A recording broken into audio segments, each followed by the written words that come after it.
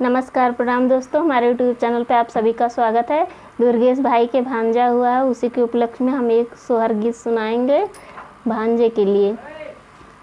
मचिया ही बैठी है सासू तो बहू हरे आरजी करई, बहू हरे आरजी करई हो।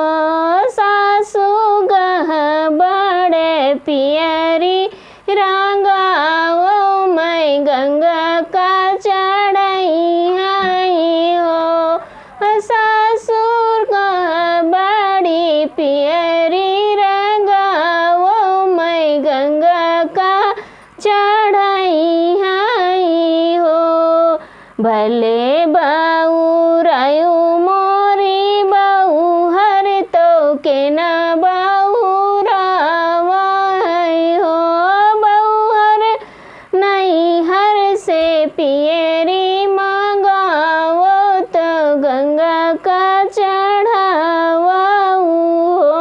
बहुहर नैहर से पियरी मंगाओ तो गंगा का चढ़ाओ हो।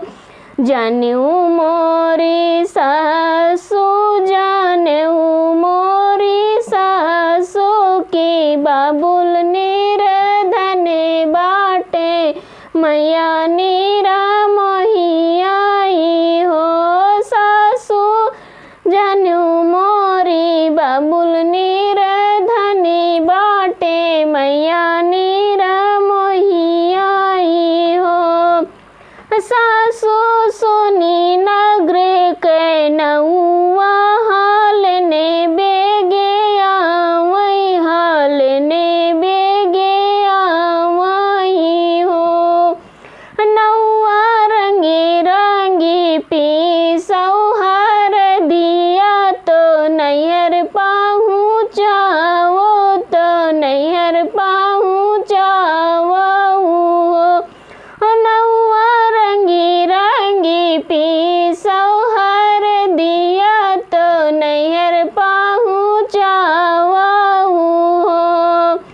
नौआ पहिला रोचन मोरी माई, दूसरे मोरे बाबुली हो। नौआ पहिला रोचन मोरी माई तो दूसरा मोरा बाबुली हो। नौआ तीसरा रोचन बीरन भैया पियरिया लैके आवई, पियरिया लैके आवई हो। नौआ तीसरा रोचन बीरन भैया पियरिया लैके आवई हो। बहरा से भैया भीतर गाए रानी से आरज करई, रानी से आरज करई हो। रानी गह बड़े पियरी रंगाओ, रानी गह बड़ी रंगाओ पियरिया बहिन देश जाबई, बहिन देश जाबई हो।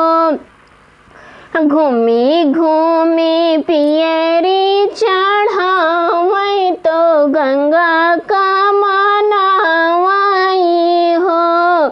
अरे घूमी घूमी पियरी चढ़ावई तो गंगा का मनावई हो।